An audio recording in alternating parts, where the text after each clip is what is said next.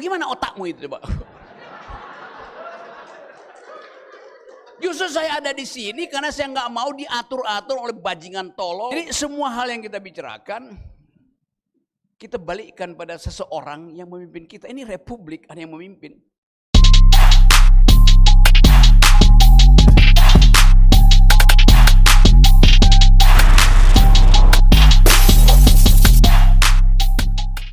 Ya, Bang Rocky silakan kembali. Saya pikir kita punya termi terakhir ya. Kita punya termi terakhir. Saya buka lagi 5. Tapi tidak boleh mengulang pertanyaan. Karena saya pikir kalau gelombang kemarahan, kita sudah mendengarkan dari tadi begitu ya. Teman-teman, saya pengen teman-teman bertanya mungkin langsung to the point. Sehingga tidak sama-sama kita punya gelombang kemarahan yang sama gitu. Tapi kita bagaimana memantik Bung Rocky mungkin untuk bisa menjelaskan kepada kita NTT ini Bang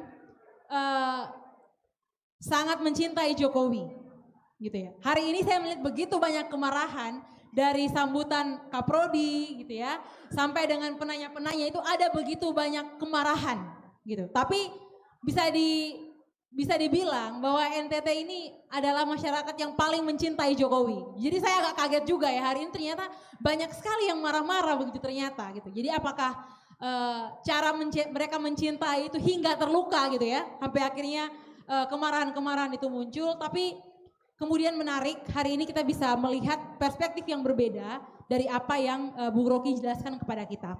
Oke, satu termi terakhir ya kakak yang duduk di bawah. Pater,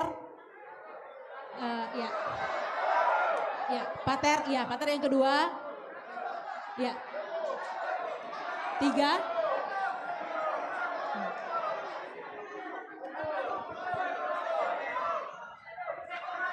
ada masyarakat adat lagi tidak ya? Selain Kolhua tadi ada yang dari tempat yang jauh, jadi ada yang dari SOE, ada yang dari TTS, ya. Oke, satu di depan Ibu ya, tempat yang kelima. Oke, kalau begitu 2 lagi ya, 2 lagi. Sudah 5 ya ini ya, 2 lagi. Ada perwakilan masyarakat adat dari Besipae.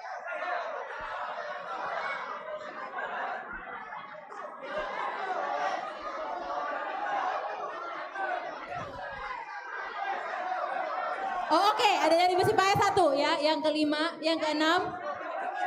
Ibu Grace.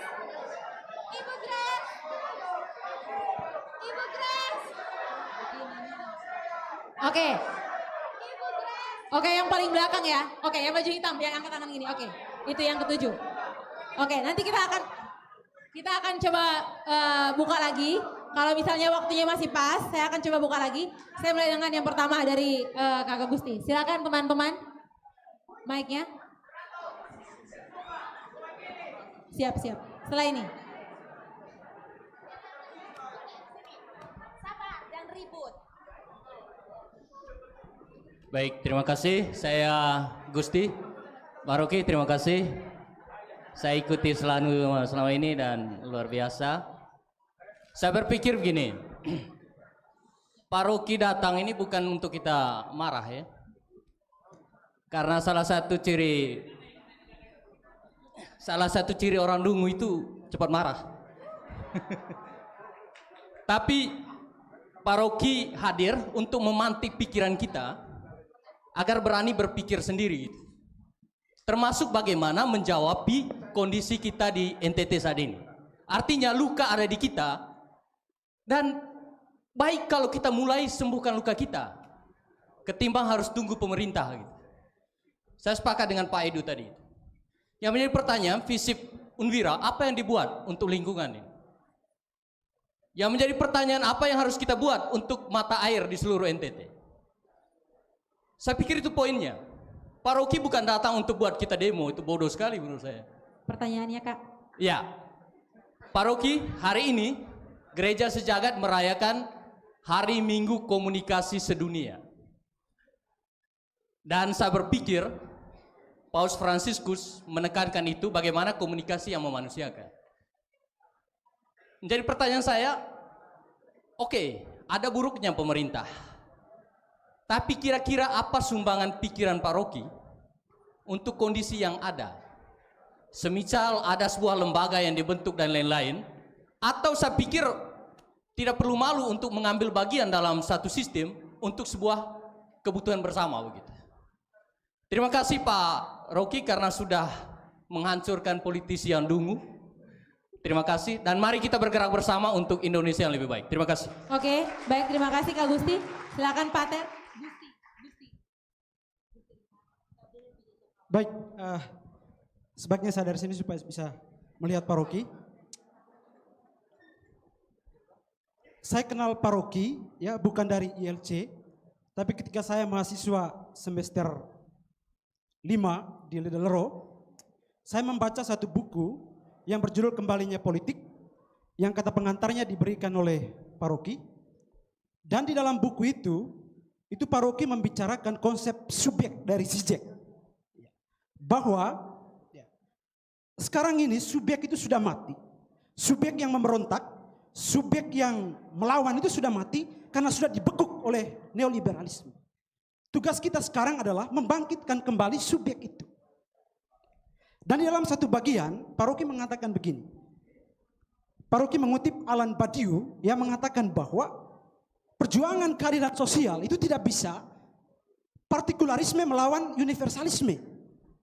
Harus universalisme melawan universalisme. Nah menurut saya letak persoalan kita hari ini di situ. Tadi kita bicara tentang kemarahan.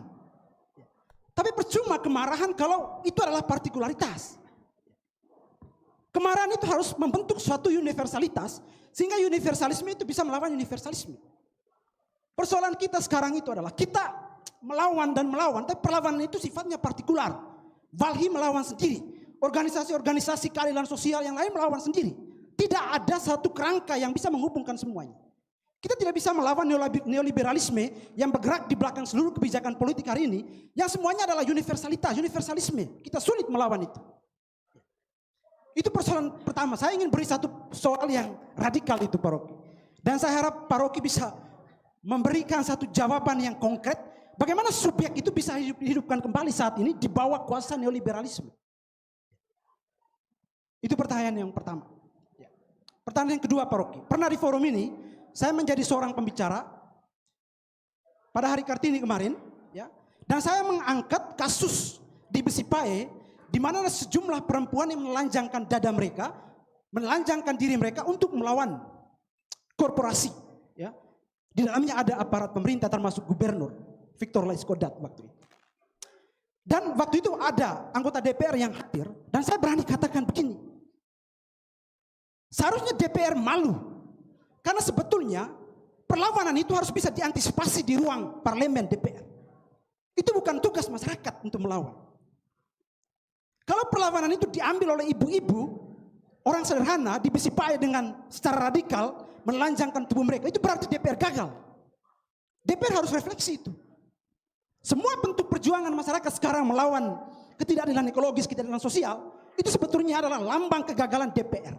Artinya ada kebusukan di DPR yang memungkinkan kebijakan yang tidak adil itu lolos ke masyarakat. DPR gagal, DPR busuk. Maka pertanyaan saya yang kedua Pak Rocky, apakah Pak Rocky setuju jika DPR ini sebaiknya dibubarkan saja karena tidak berguna?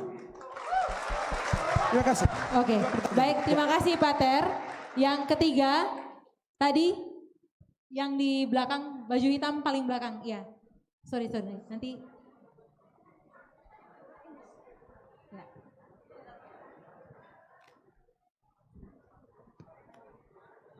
Itu, yang di belakang tadi ada jalan, ya.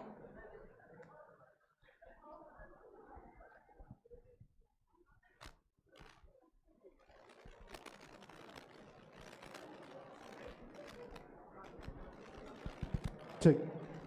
Baik, terima kasih atas kesempatannya. Di sini saya ingin bertanya di Malaka, di Kabupaten Malaka, Bapak. Ada sebuah infrastruktur namanya tambak garam. Hari ini dia merusak lingkungan. Karena tambak garam itu membutuhkan panas yang berlebihan sehingga mengakibatkan masyarakat gagal panen bukan hanya saja di masyarakat pertanian, nah walaupun berada juga di nelayan karena membuang limbah dari tambak garam itu kembali ke laut sehingga air ini ikan pun menjauh dari pesisiran pantai. Nah, pertanyaan saya, Bung Rocky Gerung memberikan solusi untuk membunuh elit yang melanggengkan diri dengan tambak garam itu. Baik, terima kasih. Dengan kakak siapa? Mutiseran. Oke, baik, terima kasih. Yang keempat tadi, ya Kak, silakan.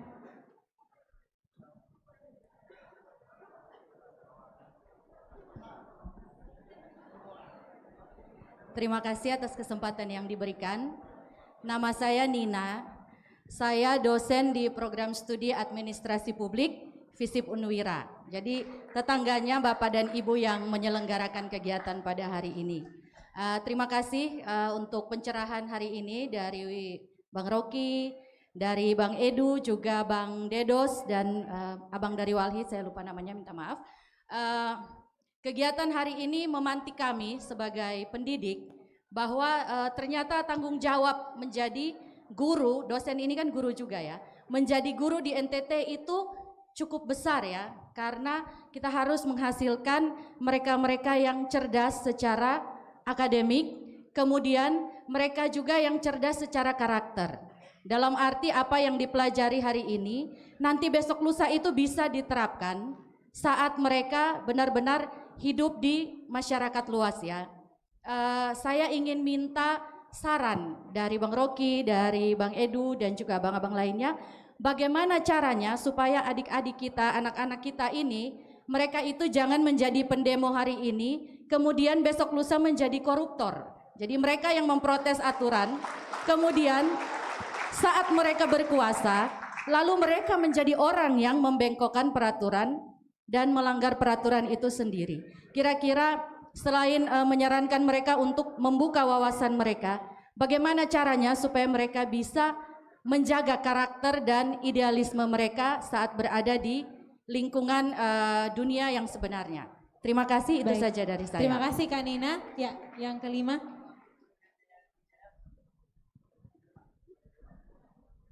Baik, terima kasih. Selom. Boleh di atas kok. Bung Rocky supaya dengar. Saya alumni arsitektur Unwira. Saya masuk kuliah tahun 87. Saya berkonsultan tahun 89 sampai hari ini tapi sudah pensiun. Kemudian saya membuka sebuah perkumpulan komunitas namanya INESK 84. Tugas kita pada lingkungan. Kami meneliti tentang kelor. Kalau hubungan antara politik dan ekologi, bagi saya apa sih rekomendasi kita untuk sebuah polisi pemerintah yang baru terhadap ekologi, polisi ekologi. Kalau saya lihat dari tadi pertanyaan masalah-masalah, saya hargai itu, tapi bukan itu sebetulnya. Jadi yang kami teliti itu kelor. Mohon maaf, saya agak 5 menit boleh ya? Kelor, 15 tahun kami teliti tentang kelor. Kalau Bung Rocky bilang sekarang itu era sodium ion, artinya sodium ion itu diambil dari natrium. Saya membuat riset tentang garam, dan di Indonesia mungkin saya sendiri yang dapat NaCl di 97, garam industri. Saya habiskan uang 100 juta pribadi, saya dipanas untuk mau mengetahui seperti apa sih kita bisa menaikkan garam itu, dan itu sumber energi yang saya pikir suatu saat menjadi satu solusi. Kemudian kalau saya bilang Bung Rocky, kalau saya kasih nyala lampu pakai kelor pasti bingung ya. Kami meneliti kelor bisa nyalakan lampu. Jadi kalau solar cell itu kita nyalakan jam 6 pagi, jam 6 sore sampai jam 3 sore, jam 3 hampir siang sudah redup. Dari kelor itu 52 jam. Itu dilakukan 9 kali prosesnya. Kami periset dan tim kami periset. Kami suka riset. Jadi saya kira begini, harusnya hari ini kami merekomendasi kepada gubernur yang baru bahwa apakah ada program lingkungan. Kalau program kami sekarang itu 1,7 hektar 1,7 juta hektar hutan di NTT. Kami sudah ngomong dengan kepala dinasnya, Bung Yuven, Pak Ondi, sampai kami sudah ngomong, kami akan gunakan di satu lahan di Kupang Barat 1836, kami akan tanam kelor. Kami sedang melakukan MOU dengan Jepang dengan namanya. Langsung ke pertanyaannya. Ya, nanti untuk jadi hasil artinya bisa begini. dipaparkan. Saya kira begini. Apa yang kami rekomendasikan kepada pemerintah untuk ekologi ke depan, artinya bagaimana kita melestarikan lingkungan. Karena satu orang itu dia butuh tanam pohon itu 9 untuk dia bisa bernapas selama 1 tahun. Pertanyaannya, kita semua ini sudah tanam pohon berapa? Oke. Jadi solusinya itu, yang saya tawarkan. Saya butuh penguatan di Bung Rocky bahwa kelor, saya bikin motonya, kelor adalah sumber kehidupan dunia yang sesungguhnya. Oke, baik. Terima kasih. Baik. Tadi dari Bu Babu, ya silakan. Nanti yang dari Sumba ya, yang dari Sumba tadi, ya.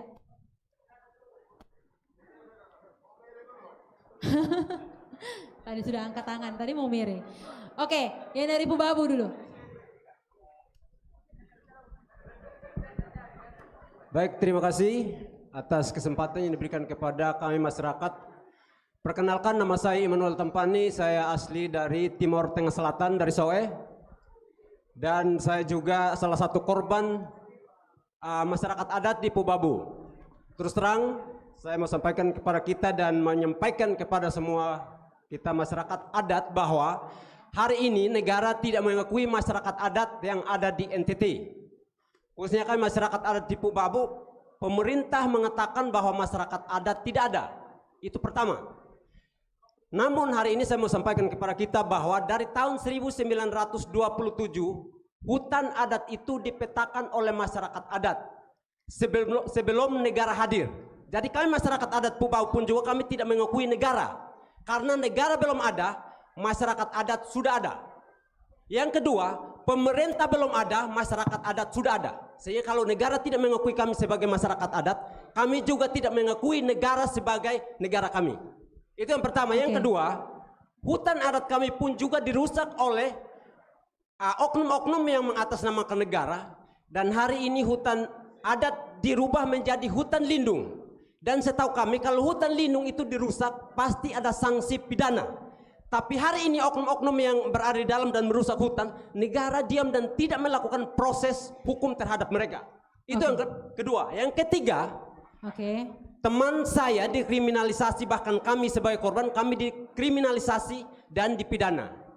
Dan hari ini kami melihat bahwa hukum di negeri ini dia hanya tajam ke bawah kepada masyarakat jelata. Sedangkan oknum-oknum yang menjadi pejabat, oknum-oknum yang bermodal, hukum tidak pernah menyentuh mereka, Pak. Hari ini yang kita melihat, sehingga hari ini pun juga kami terus terang, tadi saya mengatakan bahwa kami tidak mengakui negara sebagai oknum yang mengatur kami sebagai masyarakat adat. Terima kasih. Baik, terima kasih Om Ima. Ya, yang dari Sumba tadi, silakan. Ya.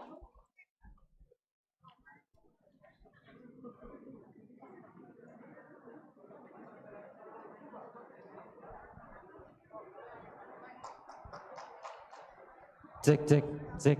Selamat sore Bung Rocky. Ini pertemuan kedua buat Bung Rocky dengan saya. Kita sebenarnya bertemu.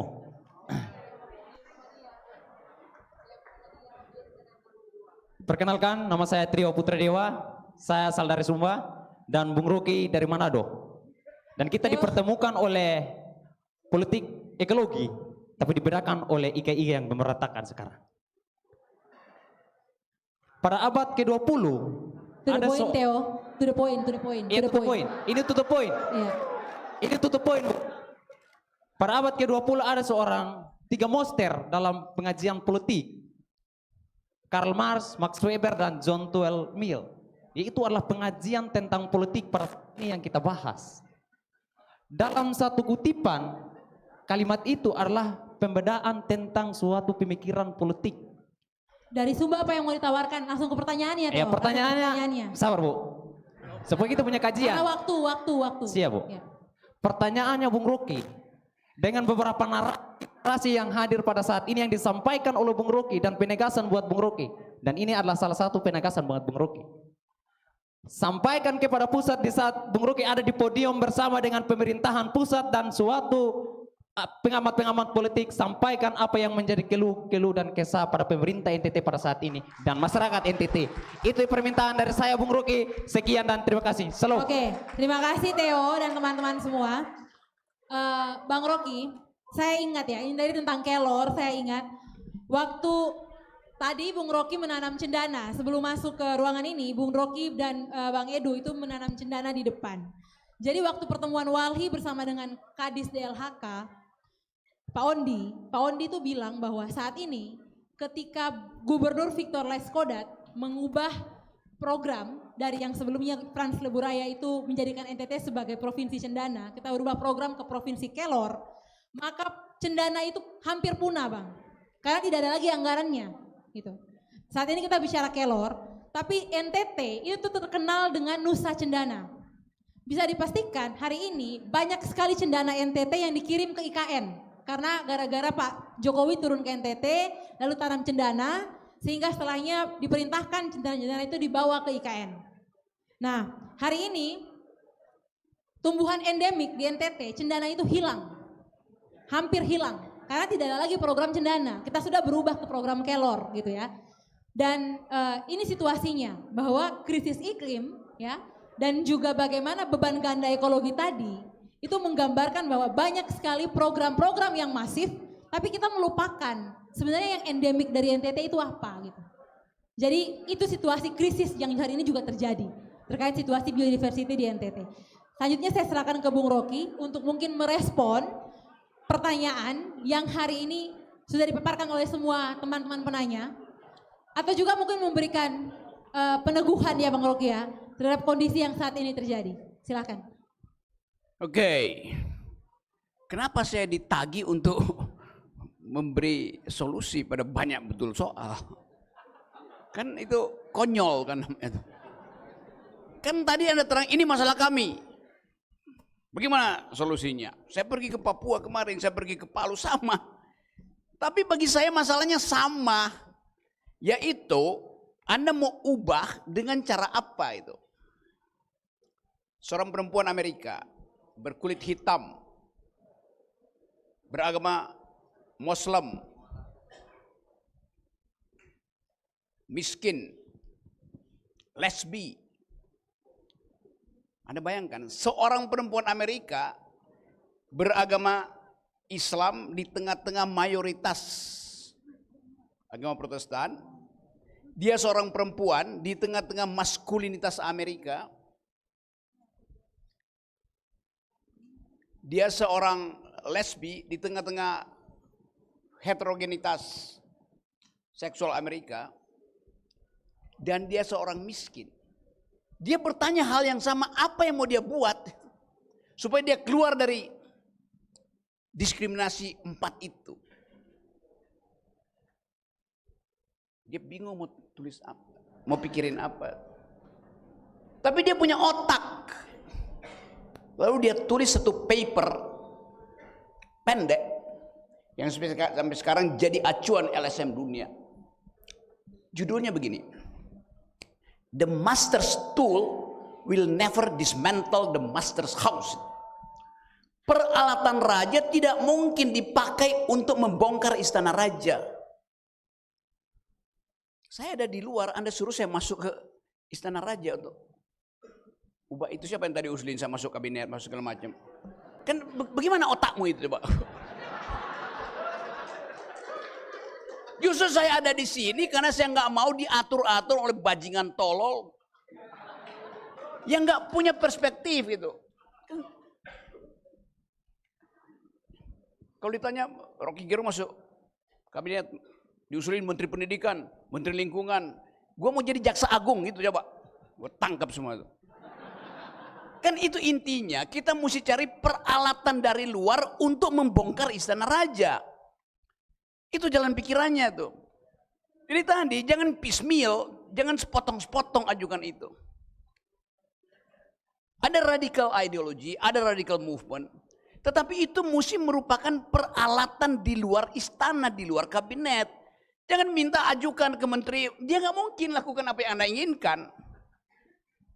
Itu secara struktural kebijakan itu sudah diputuskan jauh sebelum kita berpikir tentang kabinet segala macam itu.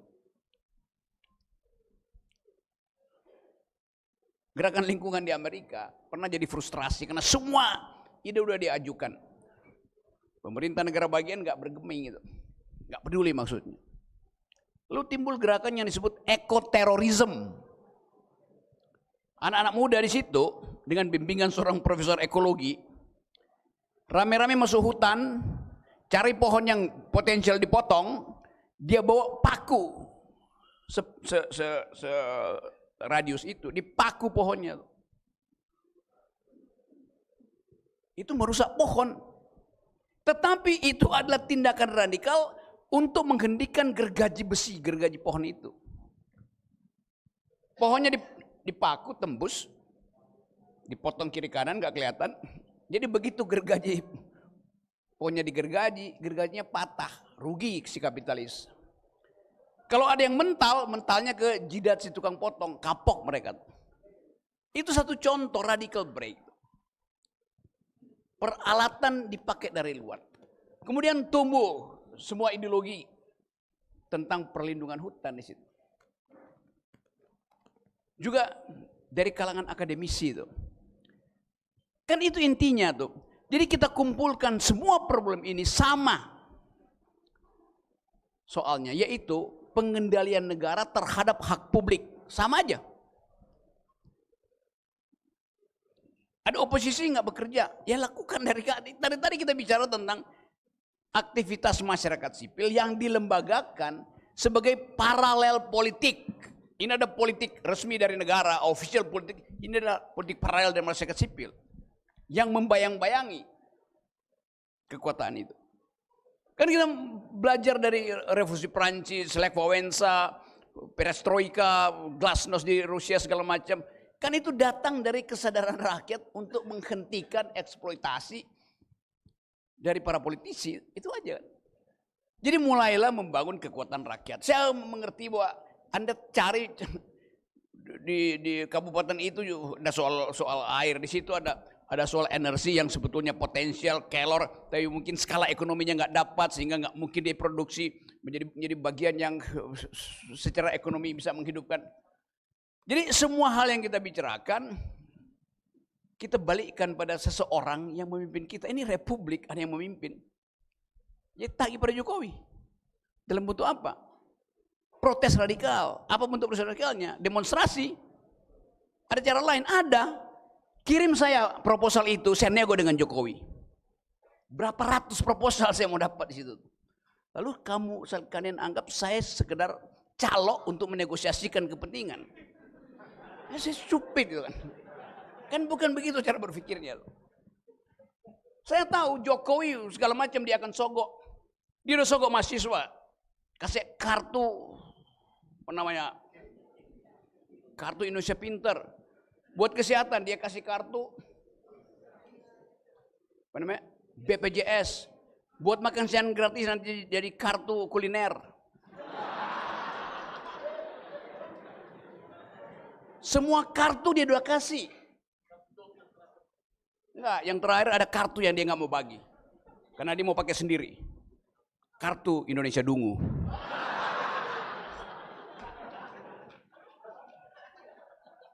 Jadi sekali lagi, kita ada dalam satu pertemuan dalam upaya untuk membentuk opini publik. Opini publik mesti ada headline, mesti ada punch-nya di situ. Dan itu hanya mungkin terbentuk kalau secara rutin, periodik, opini itu diajukan terus.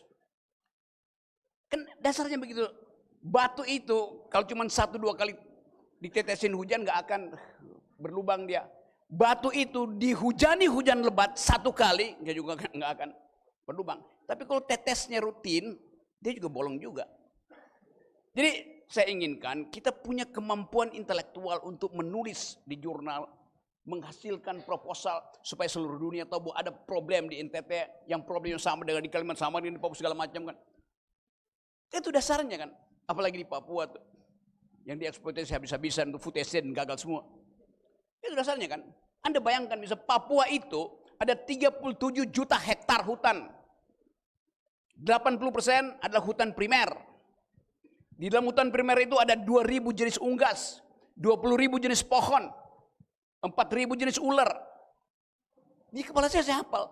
Dan ada 500 masyarakat adat. Apakah Jokowi pernah minta izin pada masyarakat adat? Pernah minta izin pada ular, pada kasuari di situ untuk membuat food estate? Nggak ada dia minta izin.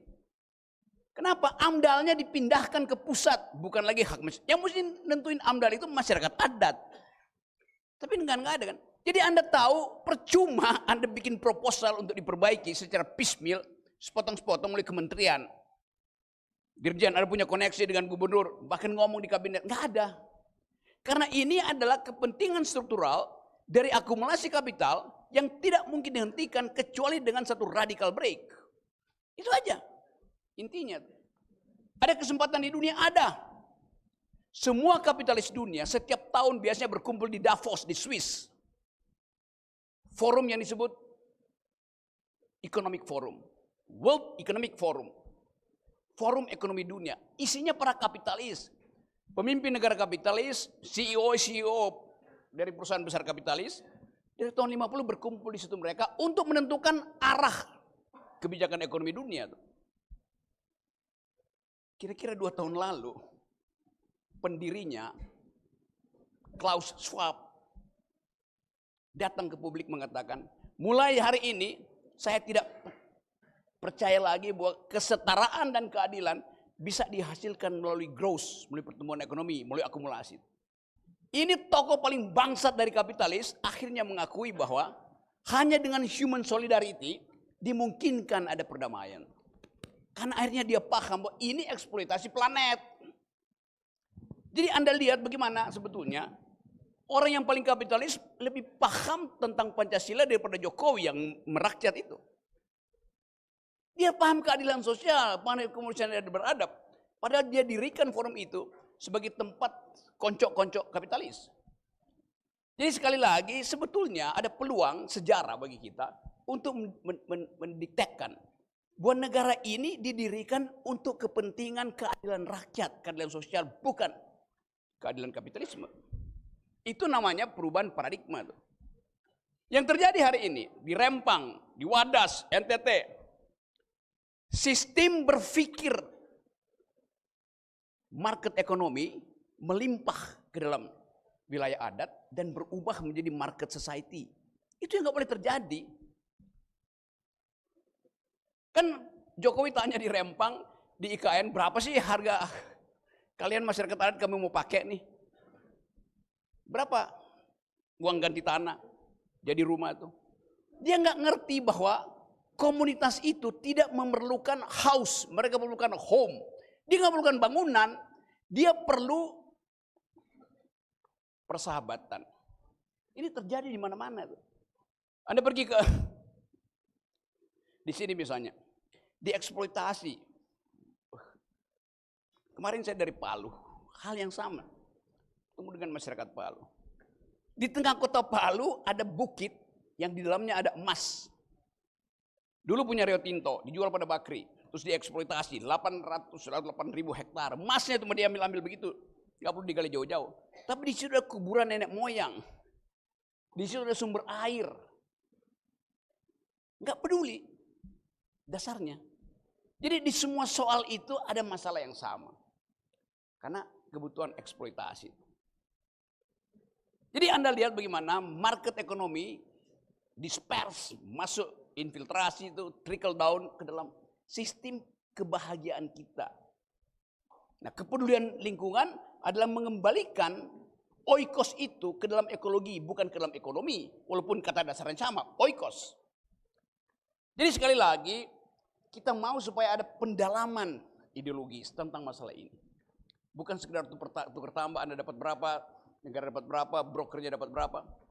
Jadi lagi-lagi, saya percaya bahwa ini adalah pertemuan kita untuk mendalilkan pada negara bahwa tadi kami nggak perlu saudara itu, kami nggak perlu negara tuh, kami bisa atur sendiri. Tapi Jokowi kemarin kasih janji baru lagi. Kami akan naikkan ekonomi. Tahun ini ekonomi akan 5,4%. Apa poinnya 5,4% itu? Kalau disparitasnya itu, Gini rasio kita itu memburuk. Kan yang mesti dihitung adalah daya beli, kesenjangan. Bukan growth-nya. Jokowi pernah puji ke seluruh dunia dan ditertawain oleh seluruh dunia. Jokowi bilang, hanya di Indonesia ada satu kabupaten yang tumbuhnya 26% growth-nya. Itu Halmahera Utara. Seluruh dunia kagum. Wah hebat betul, kaya banget dong rakyat itu. Setelah diteliti, bupatinya sendiri bilang, iya kami tumbuh 20%, tapi kalau 4 orang penguasa tambang di situ pergi dari kami minus 20%. Jadi 26% itu disebabkan oleh 4 orang aja. Grossnya dihitung berdasarkan apa yang dihasilkan oleh 4 orang itu, bukan apa yang dihasilkan ekonomi rakyat. Karena dasar berpikirnya begitu kan. Jadi kita ditipu oleh statistik. Jadi sekali lagi, sebelum kemarahan kita berubah menjadi kerusuhan, saya percaya bahwa semua yang kita ajukan tadi adalah protes kita terhadap negara. Tetapi mesti ada yang ditunjuk hidungnya tuh, supaya tidak abstrak protes itu.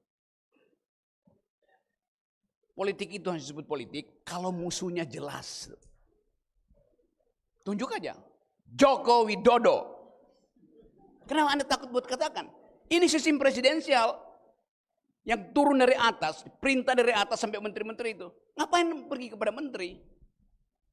Itu dasar berpikir itu yang membuat kita gelisah untuk menunjuk seseorang, tapi takut konsekuensinya. Padahal Anda tahu penyelesaian cuma itu, ganti presiden. Jadi kita mau hindari tukar tambah emosi, tukar tambah basa-basi, tukar tambah sopan santun, yang justru melemahkan perjuangan kita untuk mencari tools di luar kekuasaan. Jadi ada energi cukup di sini, saya senang bahwa ternyata dari NTT cukup energi untuk menjadikan NTT negara baru. Oke, baik. Terima kasih Bung Rocky. Apa NTT? Republik NTT, artinya negara tanpa tanding. Oke, baik.